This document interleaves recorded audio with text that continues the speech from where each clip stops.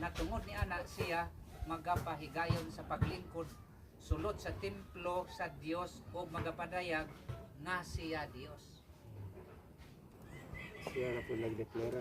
Siya nagpodeklara para nang Self-proclaim. Kanas kibuloy bitaw may nga I am the appointed son of God. Diyan ko niya.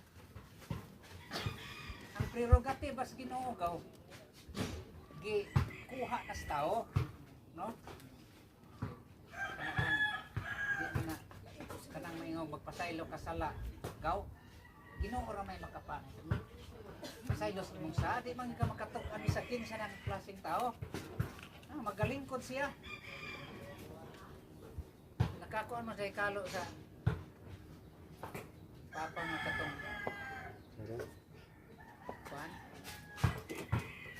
Paulo. Oh, naikalo. Siya nakabutang na. Vicarious. Oh, Vicarious Filipe. Bisayon pa na, Ilis. Ulis na Diyos.